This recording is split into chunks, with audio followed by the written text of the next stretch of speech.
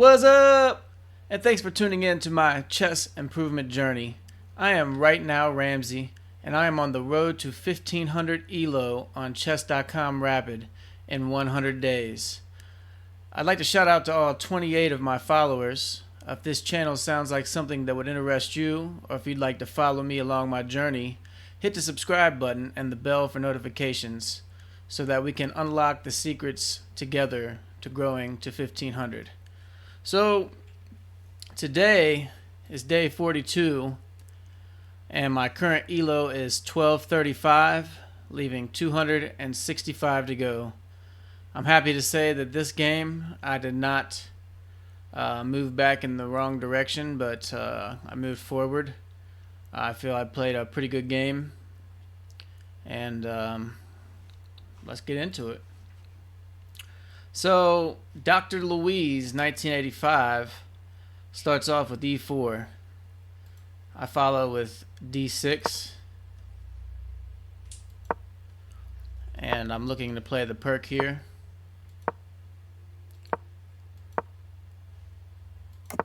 And this is the second time recently that I've seen this Reti opening King's Indian attack symmetrical defense.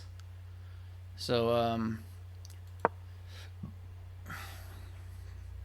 after move 6, Dr. Louise has a 0.2 advantage on the engine.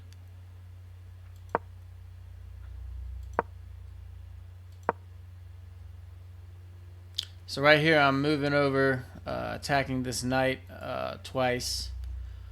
He's got 2 defenders. I'm just trying to start bringing pieces over to this king side so that I can begin an attack. And he moves this queen out of the way, and I misread this situation. I'm thinking, okay, he's going to push this to move this knight so that, he's got double protection on this pawn. But I realized that he moved this queen and it released the knight from the pin. So I play this, which they say is best, by the way. He takes, I take, and now he brings the knight right back. So at this point I realize that this pawn right here does not have a defender, and neither does this pawn.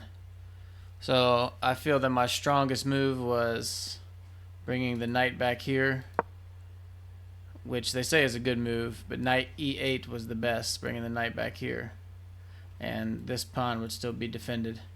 I could probably see moving back here and just beginning to push, but anyways, I moved here.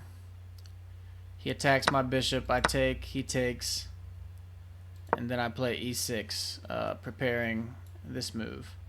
And at this point, move 13, he's got a 0.3 advantage. So, and now he brings an attacker on this pawn. The pawn is defended. And this was the first inaccuracy. Best move, queen c7. Protecting this pawn a little bit more, which makes sense, because once he takes, I take, this pawn is open. So he takes, I take, which is a good move. And at this point he's got a 1.2 advantage, so not that strong for me in the beginning.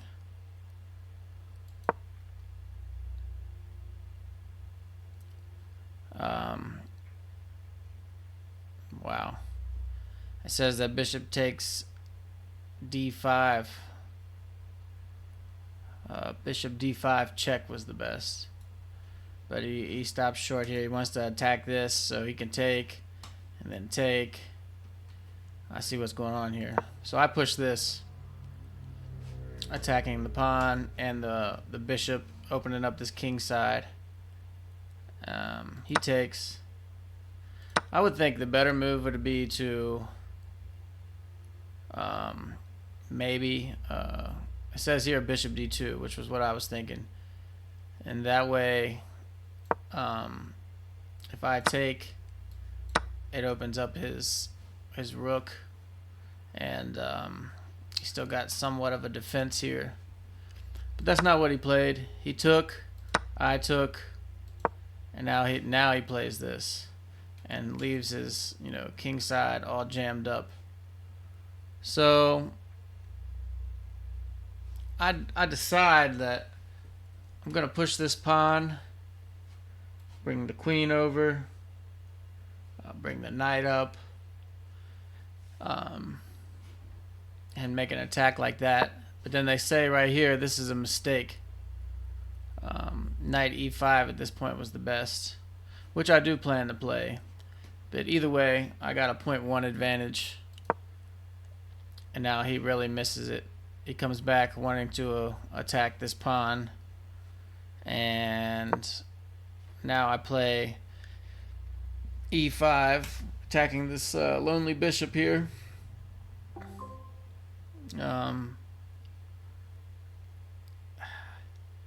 His best move at this point is queen a4, adding protection, and this would also cut off my lane from getting up here to make this attack over here. It'd also be attacking this pawn, but he plays this, and then I slide over here, and at this point he resigns the game. So I'm happy to say that it was in 21 moves that I got this win. I used about half of my clock in 20 moves, so I was being a little bit more mindful of that. The reason he resigned, I guess, so if he wants to add any bit of protection, he comes here. I come here with check, which is a great move. He can't take because this pawn's pinned to the king. It doesn't matter which way he goes at this point. He could go, say he goes here, check, and then he moves here, mate, or say he goes here, and then there's what can he really do at this point? I mean, there's no way to get out of this. So say moved here, mate. So at that point he realized that the game was lost, and he did the good thing and went ahead and resigned. So this is day 42.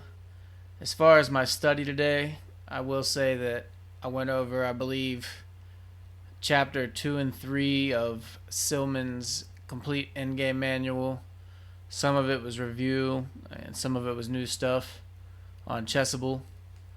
I like to have all my books on there. I know a lot of people like to just set it up on the board, but I'm pretty consistently on the go.